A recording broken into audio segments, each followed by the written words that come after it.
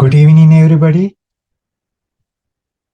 අද මේ වීඩියෝ එකෙන් අපි ඔයාලත් එක්ක සාකච්ඡා කරන්න බලාපොරොත්තු වෙන්නේ prepositions ගැන. අපි මීට පෙර අපි preposition සම්බන්ධයෙන් අපි at කියන preposition එක ගැන කලින් වීඩියෝ එකේ අපි සාකච්ඡා කරා. අපි අද කතා කරන්නේ prepositions වල තවත් එක් preposition එකක්. මොනවාද preposition කියලා කියන්නේ? නිපාත.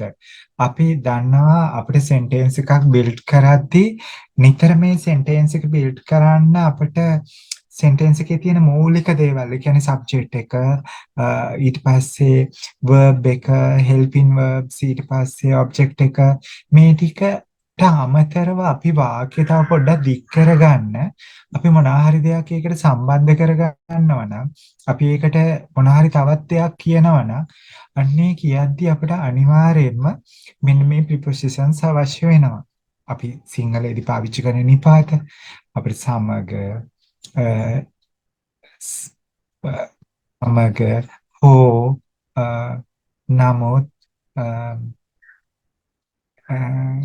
නිසා මේ විදිහට අපි විවිධ prepositions පාවිච්චි කරනවා. හැබැයි ඒකේ අපි සිංහලයේදී පාවිච්චි කරන prepositions වලදී අපි කිව්වොත් තෙක්, දක්වා, ඒ විදිහට අර සමහර වෙලාවට අපි සිංහලෙන් මේ වාක්‍යවල යොදන දේම අපිට වාක්‍ය ලස්සන කරගන්න, හැඩ කරගන්න, දික් කරගන්න තියෙන අවස්ථාව තියෙන නිපාත පදත් එක්ක.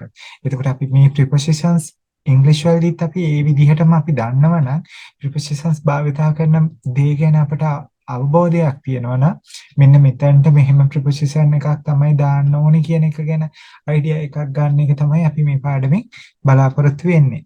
අපි බලමු අද දවසේ එතකොට අපේ මේ වීඩියෝ එකෙන් අපි on කියන preposition එක තමයි කතා කරන්නේ. එතකොට on කියන එකටත් මම කලින් at කියන preposition එක කතා කරා වගේම situations number 1 වල ඉඳලා number 5 දක්වා මම ඔයාලට situations පහක් screen එකේ දීලා තියෙනවා.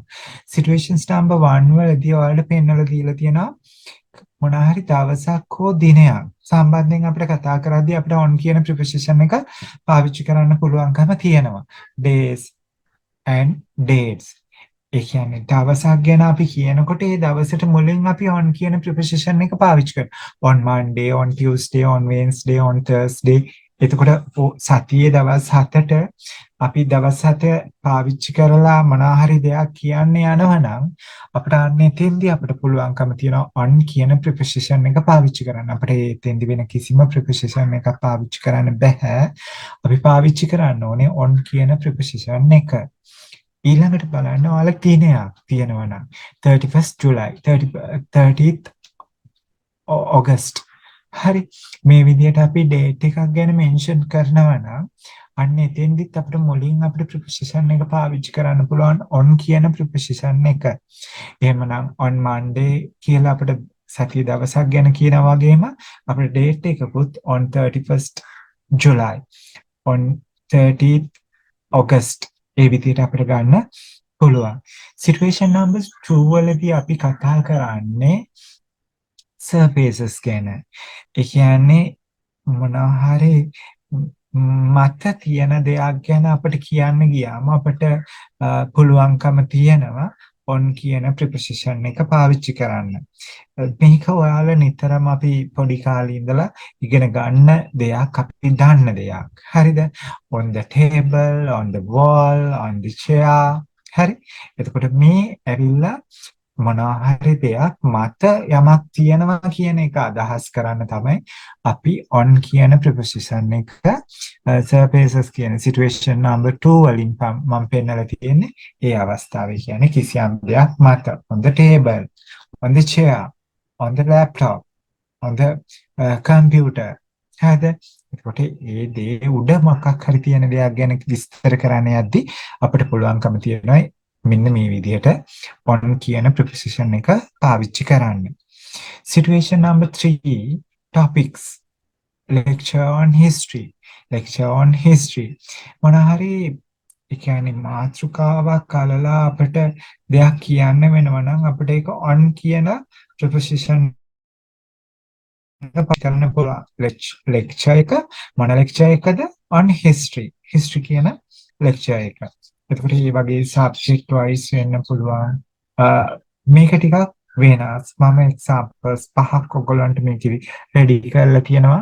ඒ example පහත් එක්ක අපිට මේක කතා කරන්න එක ඉතාම පහසු වෙනවා. situations number 4 වල ඔයාලට පෙන්නනවා devices media. දැන් අපි දන්නවා අපි සමහර දෙයක් බ්‍රෝඩ්කාස්ට් කරද්දී අපිට ඒක ටීවී channel එකක වෙන්න පුළුවන් ඉන්ටර්නෙට් වෙන්න පුළුවන් අපි ටෙලිෆෝන් එක හරහා යන කන්වර්සේෂන් එකක් වෙන්න පුළුවන් අන්න ඒ තැන්වලදී අපිට පුළුවන්කම තියෙනවා on කියන preposition එක පාවිච්චි කරන්න on TV on the phone on the internet ඒ විදියට නේද ඊට පස්සේ situations number 5 වලදී අපි dependence on conditions අපි මොනහරි දෙයක් මත තීරණය වෙන කාරණාවක් නම් අපිට පුළුවන් on කියන එක එතන sentence එක යෙදෙන විදිහට අනුව කියන්නේ depend on කියලා පාවිච්චි කරන්නත් පුළුවන් on duty කියලා පාවිච්චි කරන්න පුළුවන් on holiday කියලා පාවිච්චි කරන්න පුළුවන් අපි කොහොම වුණත් මෙතන dependence කියලා කියන්නේ ඒ මත තමයි මේක තීරණය වෙන්නේ. සහ ඒ தত্ত্বය මත මේක වෙන්නේ. කිසියම් தত্ত্বයක් මත කිසියම් යැපෙන දෙයක් මත කියවෙන වාක්‍යයකදී අපිට මේක පාවිච්චි කරන්න පුළුවන්. දැන් ඔන්න මේ on කියන preposition එක පාවිච්චි කරන විදිහ අවස්ථා පහක් ඔයාලත් එක්ක මම දැන් සාකච්ඡා කරනවා. ඒකට examples පහ ගානේ මම ඔයාලත් එක්ක සාකච්ඡා කරනවා. එතකොට ඔයාලට පුළුවන්කම ලැබෙනවා දැන් මම ඔයාලට අභ්‍යාසය දෙන්නේ at සහ on කියන දෙකම mix කරලා. ඉතින් ඒක නිසා දැන් ඔයාලා වාක්‍ය පහක් හදන එක නෙමෙයි අද මේ වීඩියෝ එකෙන් පස්සේ වෙන්නේ. on එකයි at එකයි දෙකම mix කරලා ඔයාලට මම sentences 10ක් දෙනවා. ඔයාලා මට ඒ 10 නිවැරදිව correct කරලා දෙන්නයි අවශ්‍ය වෙන්නේ. හරිද? අපි එහෙමනම් දැන් යනවා situations number 1 වලට. situations number 1 ඔයාලා අපි කවුරුත් කලින් කතා කරා වගේම දන්න දෙයක් use on for days of the week and exact dates සතියේ දවසක් ගැන හරි එහෙම නැත්නම් නිශ්චිත දිනයක් ගැන අපි කතා කරනවා නම් අපිට පුළුවන්කම තියෙනවා මෙන්න මේ situations number 1 යටතේ තියෙන on කියන preposition එක පාවිච්චි කරන්න. හරිද? එහෙමනම් අපි පළවෙනි example එකේ අපි කියලා තියෙනවා he was born on Monday. he was born on Monday. ඔහු ඉපදිලා තියෙන්නේ සවුන්දා දිනයකදී. බලන්න ඒක දැන් එතන සතියේ දවසක් Monday කියලා යෙදිලා තියෙනවා. දැන් මේකේ subject එක තියෙනවා helping verb එකක් use කරලා තියෙනවා. ඊට පස්සේ verb එකක් use කරලා තියෙනවා. ඊට පස්සේ ඊටු ටිකට තමයි අපි මේ on Monday කියන එක ගන්නෙ. he was born on Monday. ඔහු සවුන්ද දිනකදී උපත ලැබලා තියෙන්නේ. he met on July 31st. we met on July 31st. අපි මොන ගැහුණා ජූලි 31 වෙනිදා. අපි මොන ගැසුණා මේක past එකෙන් තියෙන met කියලා. ඒ නිසා අපි ජූලි 31 දා හමුවිය. හරිද? එතකොට ඔන්න බලන්න එතන month එකයි date එකයි දෙකම තියලා fixed date එකක් ගන්න කියපු නිසා we met on July 31st. එහෙනම් එතෙන්දී on කියන preposition එක පාවිච්චි වෙච්ච ආකාරය අපිට බලා ගන්න පුළුවන්. The party is on New Year's Day.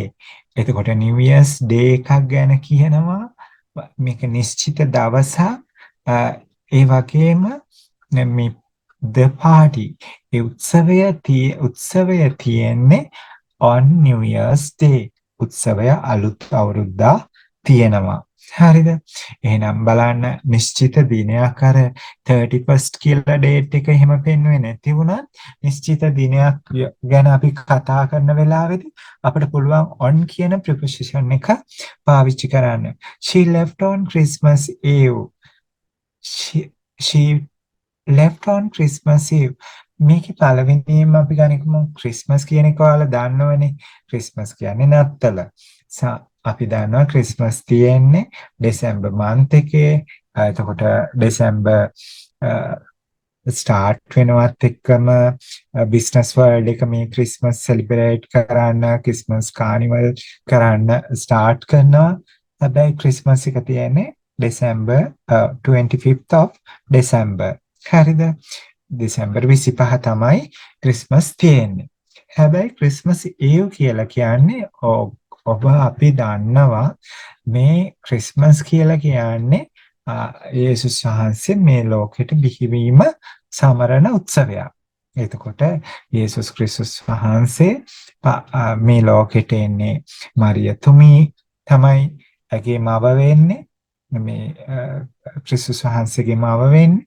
එතකොට පුංචි ක්‍රිස්තුස් වහන්සේ ඉපදෙන අවස්ථාව සිහි කරනවා අපි ක්‍රිස්මස් වලදී. එතකොට දැන් මේක ක්‍රිස්තියානි සහ කතෝලික දේවස්ථානවල විශේෂ මංගල්‍යමය කාරණාවක්. ලොකු උත්සවයක් ආකාරයට සිද්ධ වෙන කාරණාවක්. එතකොට බොහෝ දේවස්ථානවල රාත්‍රී 12ට මේ ක්‍රිස්තු උපත සමරමින් දේව මෙහෙය පැවැත්වෙනවා. ඒ වගේම මේ ක්‍රිස්මස් එක දවසට පෙර දවසේ ඒ කියලා කියන්නේ දෙසැම්බර් 24 දවසේ හවස් අරුවලත් දිව්‍ය පූජාවක් පවත්වනවා. මෙන්න මේ නත්තල උදාවීම සමරමින්. එතකොට ඒ සන්ධ්‍යාවේ තියෙන අවස්ථාවක් අපි මේ ක්‍රිස්මස් එක සමරන දෙසැම්බර් 24 වෙනිදා තියෙන අවස්ථාව ලෝකේ පුරා එක කියන්නේ ක්‍රිස්මස් ඒව් කියලා. හරි නේද? ක්‍රිස්මස් ඒව් කියලා. එතකොට she left on Christmas ඒව් කියලා කියන්නේ නත්තල් දිනට පෙර දින උදේ ගියා කියලා. ඉතින් මේවා සාමාන්‍යයෙන් දැන් ඔබට ක්‍රිස්මස් ඒව් කියලා වගේ දෙයක් දැක්කොත් මේක මතක් වෙන්න ඕන නිසා තමයි මම ටිකක් විස්තර කරලා කිව්වේ. මොකද අපි සමහර මේකට නැතුව ඉංග්‍රීසි ඩික්ෂනරි එකේ මොනවා හරි දෙයක් අපිට හොයන්න බෑ. අපි මේ වගේ දේවල් භාවිතයේ තියෙන අවස්ථාවන් විදියට අපි දැනගෙන තියෙන්න ඕන. අපි ඊට පස්සේ කතා කරනවා 5th sentence එක the meeting is on Friday. ඔන්න දැන් සතිය දවසක් ගැන කියනවා. on Friday සිකුරාදා දවසේ the meeting is on Friday. රැස්වීම තියෙන්නේ සිකුරාදා දවසේ රැස්වීම තියෙනවා. දැන් ඔන්න ඔයාලා situations number 1 යටතේ මේ කියන සම්පූර්ණම days and dates පාවිච්චි වෙන විදි මේ examples පහෙන් ඔයගොල්ලෝ දැනගත්තා. හැබැයි මේකෙදි ඔයාලා දැන් අලුත් දෙයක් දැනගත්තා. මේ Monday July 31st ඊළඟට Christmas Eve on Friday කියන අවස්ථා තුනට අමතරව New Year's Day and Christmas Eve කිව්වමත් ඒවත් කිසියම් නිශ්චිත දවසක් නිසා අපි ඒ ඉදිරියෙන් on කියන preposition එක පාවිච්චි කරා. එහෙමනම් අතන අපි උඩින් days and dates කියලා කිව්වට ඊට වඩා වැඩි දෙයක් ඔයාලා මතක තියාගන්න ඕන. on New Year's Day කිව්වම ඊළඟට Christmas Eve කිව්වම ඒත් පාවිච්චි වෙන්නේ on කියන preposition එක. අපි situations number 2 වලට ඔන්න දැන් කතා කරන්න සූදානම් වෙන්නේ.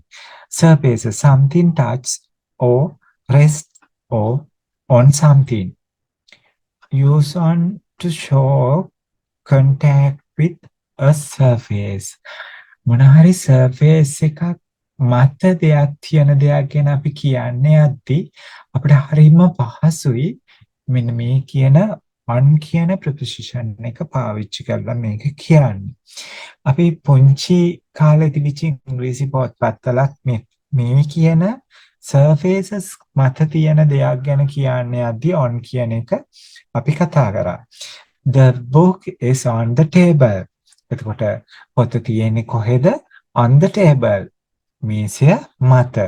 අන්න මේසය මත පොතක් තියෙනවා කියලා කියන්න අපි කිව්ව the book is on the table කියලා. The tab is on the table. The laptop is on the table. එතකොට අපිට ওই විදිහට මේසයක් මත තියෙන බොහෝ දේවල් ගැන අපිට කියන්න පුළුවන්. The pen is on the table. හරි නේද? ඊළඟට බලන්න he sat on the chair. ඔහු පුටුව මත ඉඳගත්තා. he sat. ඒ කියන්නේ sit නෙවෙයි මෙතන තියෙන්නේ sat. ඒ නිසා මේක past විදිහටයි verb එක මෙතන පාවිච්චි කරලා තියෙන්නේ. he sat on the chair. ඔහු පුටුව මත ඉඳගත්තා. දැන් ඔන්න එහෙමනම් මෙතන ඉඳගත්තේ මොකක් මතද? පුටුව මත. අන්න එහෙමනම් ඒ වගේ අවස්ථාවකත් surfaces එකක් ගැන කතා කරනවා. මොකද්ද surface එක? on the chair. කියන්නේ පුටුව මත. හරිද? There is a picture on the wall. එතකොට on the wall කියලා කිව්වත් මොන හරි surfaces එකක් මත. ඒක නිසා there is a picture on the wall. බිත්ති මත පින්තූරයක් තියෙනවා. හරිද? The cat is sleeping on the bed. The cat is sleeping on the bed. දැන් මේ මන් දකින්නේ දැන් පුස ඇඳ මත නිදා ගනිමින් ඉන්නවා. හරිද? මේ වෙලාවෙත් නිදා ගනිමින් ඉන්නවා. The cat is sleeping on the bed. හරිද? එහෙනම් එතකොටත් on the bed කියලා කියන්නේ මොකක්ද? ඇඳ මත. හරිද? He put his hand on my shoulder. He put his hand on my shoulder. On my shoulder කියලා කියන්නේ මගේ උර මත. On my shoulder කියලා කියන්නේ මගේ උර මත. He put his hand on my shoulder.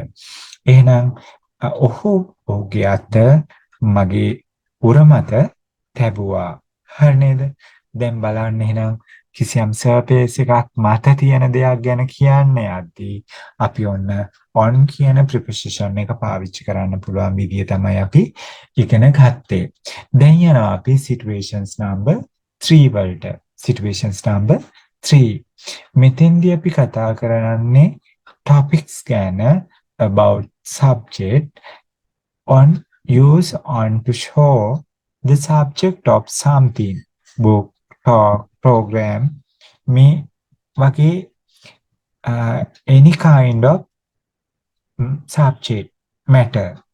අපිට ඒ වගේ දේවල් වලදී අපිට on කියන preposition එක පාවිච්චි කරන්න පුළුවන්. දැන් ඔන්න දැන් මේ on කියන preposition එක කතා කරගෙන යද්දී at කියන එක අමතක වෙන්න බෑ. මම ඒක නිසා දැන් ඔයාලා දෙන අභ්‍යාසය ඔයගොල්ලෝ කරන්න ඕනේ. at කියන එක මතක නැත්නම් ආපස්සරයක් at කියන එක බලන්න මතක් කරගන්න. හරිද? ඊට පස්සේ on කියන එකත් මතක් කරගෙන ඔයගොල්ලෝ මම දෙන වාක්‍ය 10ට උත්තර ලියන්න ඕන. හරිද? දැන් මෙතෙන්දි කතා කරන situations number 3 වල topics වලදී අපි බලමු first example එක. She gave a lecture. She gave a lecture on history. ඉතිහාසය පිළිබඳ දේශනයක් දුන්නා. give නෙමෙයි මෙතන තියෙන්නේ gave. ඒ නිසා දුන්නා. She gave a lecture on history. එයා දේශනේ දුන්නේ මොනවා ගැනද? on history. subject එකක් මෙතන වෙන් කරලා පෙන්නනවා. I read a book on health. මම සෞඛ්‍ය පිළිබඳ පොතක් කියවනවා. මම කියවන පොත මොකක්ද? on health. He wrote an article on education. He wrote an article on education. He wrote ඔහු ලිව්වා an article ලිපියක් මොනවා ගැනද ලියලා තියෙන්නේ? ඔහු අධ්‍යාපනය පිළිබඳ ලිපියක් ලිව්වා. හරිද? මෙතන write නෙමෙයි තියෙන්නේ wrote. ඒකත් මතක තියාගන්න. on education අධ්‍යාපනය පිළිබඳව තමයි එයා ආටිකල් එක ලියලා තියෙන්නේ. දැන් යනවා අපි fourth example එකට. They watched a video on science. on විද්‍යාව පිළිබඳ වීඩියෝවක් බැලුවා. They watched on video on science. එතකොට දැන් මෙතන බලලා තියනවා on මොනවාද? a video program එක on science. මොනවා ගැනද වීඩියෝ එකේ තිබිලා තියෙන්නේ? විද්‍යාව ගැන. එතකොට subject එකක් වෙන් කරලා කතා කරන එකක් තමයි මෙතනදී වෙන්නේ. We had a discussion on climate change. මේකෙත් මොකක් හරි සිදුවීමේ විශේෂිත විෂයපතයක් ගැන කතා කරනවා. We had discussions. අපි දේශගුණ වෙනස් වීම පිළිබඳ සාකච්ඡාවක් කළා. අපි සාකච්ඡාවක් කළා. හරිද? had. මෙතන have නෙමෙයි had. We had a discussion. මේක දැන් සාකච්ඡා පාත්තල ඉවරයි. On climate change මොනවා ගැනද? දේශගුණ වෙනස් වීම විපර්යාසය සම්බන්ධ දේශගුණ වෙනස් වීම සම්බන්ධයි. එහෙනම් දැන් බලන්නකෝ history on health on education on science on climate change මේක discussion එකක් වෙන්න පුළුවන් watch කරන්න පුළුවන් එකක් වෙන්න පුළුවන් article එකක් වෙන්න පුළුවන් reading book එකක් වෙන්න පුළුවන් lecture එකක් වෙන්න පුළුවන් any situations මේ subject wise මේක අපට on කියන preposition එක පාවිච්චි කරන්න පුළුවන්. හරි. දැන් අපි යනවා situations number 4 වලට. situations number 4 වලදී technology එකක් හරි communication devices හරි ගැන අපි කතා කරද්දී සම්බන්ධ වෙද්දී වාක්‍යයකදී අපිට එතෙන්දී අපිට on කියන preposition එක පාවිච්චි කරන්න පුළුවන්. He is talking on the people. ඔහු දුරකථනයෙන් කතා කරමින් ඉන්නවා. He is talking on the phone. මේ වෙලාවේ වෙමින් පවතින දෙයක් තමයි මෙතන කියලා තියෙන්නේ. He is talking. ඔහු කතා කරමින් ඉන්නවා. On the phone. phone එක හරහා නැත්නම් phone එක මගින්. The show is on TV now. වැඩසටහන දැන් ටෙලිවිෂන් එකේ පෙන්නනවා. වැඩසටහන දැන් ටෙලිවිෂන් එකේ පෙන්නනවා. මොකද්ද? The show is on TV now. She is working on the computer. ඇය වැඩ කරමින් ඉන්නවා පරිගණකයේ. ඇය පරිගණකයේ වැඩ කරමින් ඉන්නවා. අපිට කියන්න පුළුවන් she is working on the computer, on the internet, on the phone, on the TV. ඒ විදිහට මේ situations number 4 යටතේ technology communication devices එක අපි මෙන්න මේ on කියන preposition එක පාවිච්චි කරනවා. දැන් අපි හතරවෙනි වාක්‍යයට ගියොත් he found the new on the internet. ඔහු එම පුවත අන්තර්ජාලයෙන් සොයාගත්තා. We played a game on his laptop. අපි ඔහුගේ laptop එකේ game ක්‍රීඩා එකක් කළා. We played a game on his laptop. On his laptop. එතකොට මෙන්න දැන් situations number 4 වලදී අපි අර කතා කරන on the phone, on the TV, on the computer, on the internet, on his laptop මේ විදිහට එක එක electronic devices තාක්ෂණයෙන් පාවිච්චි වෙන devices අපි මෙතන අරගෙන තියෙනවා. එවැනි devices හරි TV channels ගැන හරි කියවෙනවා නම් අපිට use කරන්න පුළුවන්කම තියෙනවා මේ විදිහට on කියන preposition එක. හරිද? දැන් අපි යනවා situations number 5 වලට. situations number 5 වල තියෙන ප්‍රධාන දේ තමයි dependence, state, condition. එතකොට මෙතෙන්දී dependence කියන්නේ කිසියම් දෙයක් මත තීරණය වෙන කාරණාවක්. කිසියම් දෙයක් පදනම් කරගෙන තීරණය වෙන කාරණාවක්. අන්න එතෙන්දී dependence කියලා කියනවා. ඊළඟට තුන්වෙනි අවස්ථාව අපි කියනවා දෙවෙනි අවස්ථාව කියනවා අපි state. කිසියම් අවධියක කිසියම් මට්ටමක. condition කියලා කියන්නේ අපි කිසියම් මට්ටමක. දැන් මෙන්න මේ අවස්ථා තුනම අපිට පාවිච්චි කරලා අපිට පුළුවන්කම තියෙනවා මේක සාකච්ඡා කරන්න. Use on to show dependence or current condition.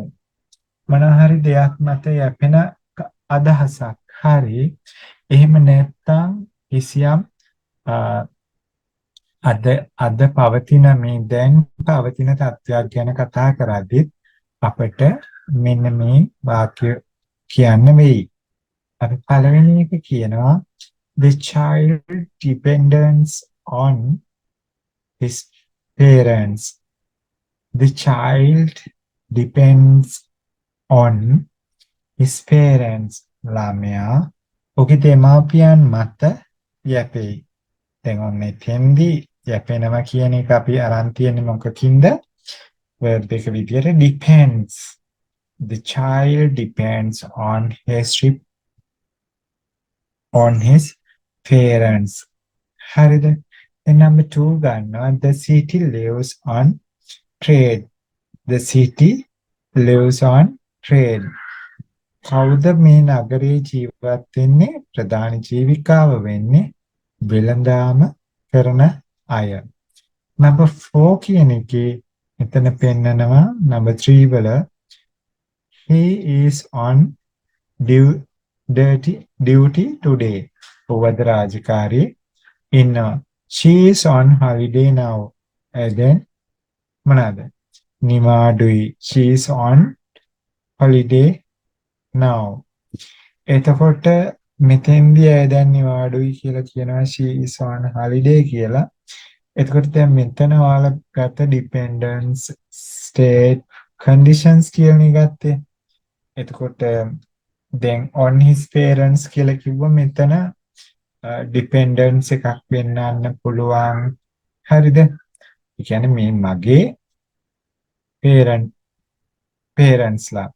ඊළඟට බලන්න on trade කියලා කිව්වම එතෙන්දි මේ අපි කියනවා වෙළඳාම කියන එක. වෙළඳාම මත තමයි ඔවුන්ගේ ජීවිකාව රඳා පවතින්නේ. ඊට පස්සේ කියනවා on duty today. එතකොට ඔහු අද රාජකාරී ඉන්නවා කියන එක. ඊට පස්සේ කියනවා on holiday කියලා. on holiday කියලා කියන්නේ එතෙන්දි වෙනමම දෙකක් ගැන කියනවා. අතන parents කියන එකයි trade කියන එකයි වෙනමම category එකක්. මෙතෙන්දි on holiday now කියන එක අපිට වෙන තැන්වලත් use කරන්න පුළුවන්. හැබැයි ඒක නිසා අපි හරිම situation දැනගන්න ඕන. on holiday කියන එක මෙතෙන්දිම අපි සාකච්ඡා කරන, ඒ කියන්නේ මෙතෙන්දි අපි ඒක විස්තර කරා වගේ holiday today ඒ වගේ තැන්වල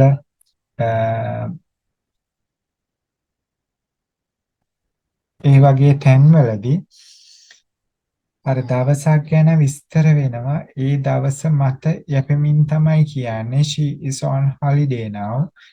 then නිවාඩුයි.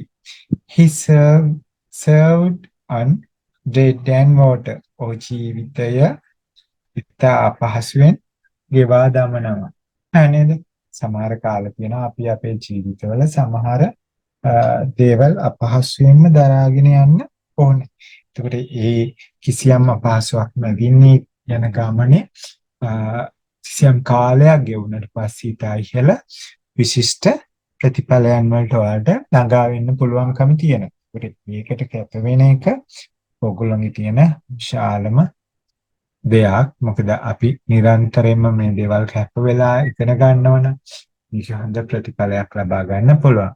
He served on bread and water. ජීවිතය තාපස්වෙන් ගෙවා දමනවා. හරි. දැන් මම මේ ඔයාලට හරි. එහෙමනම් දැන් ඔයාලට පුළුවන්කම තියනවා මේ තියෙන situations number මේ situations පහට අදාළව ඔයාලා මේ වීඩියෝ එක බලලා ඉවර වෙලා ඔයාලට පුළුවන්කම තියනවා මම WhatsApp group එකට එකතු කරන වාක්‍ය 10 නිවැරදිව ඔයාලා ඒ වාක්‍ය 10 හිස්තැන් fill කරලා ඔයාලට පුළුවන් ෆොටෝ එකක් විදියට group එකට මේ WhatsApp number එකට WhatsApp කරන්න. එහෙනම් දැන් ඔයාලට පැහැදිලි වෙන්න ඕන මේ විදියට මේ වීඩියෝ පාඩම් මාලාව දෙද්දී ඔයාලා එකින් එක preposition එක ගන්න යනවා. ඊට අමතරව ඔයාලා tenses වල exercise ටික WhatsApp group එකට එනවා. මේ දේවල් ටික නිවැරදිව ඔයාලා පොත්වල කරන්න මහන්සි වෙන්න. vocabulary book එකකට මම ඔයාලට වචන 10ක් දෙන්න සූදානම් කරලා තියෙනවා. ඒකත් මාරුවෙන් මාරුවට ඔයාලට දෙනවා. එතකොට මේ එකක්වත් නොකර ඉන්න එපා. හැමදේම හොඳින් මහන්සි වෙලා කරන්න. මේ වගේ ලොකු වෙලාවක් යන්නේ නැති විදියට රෙකෝඩින්ග්ස් දෙන්නම්. එතකොට ඔයාලට මේක පහසුයි මේ වැඩ කොටස කරන්න. හරි. එහෙමනම් අපි ආපහු අලුත් වීඩියෝ එකකින් හමු වෙමු. සියලු දෙනාට සුබ දවසක්.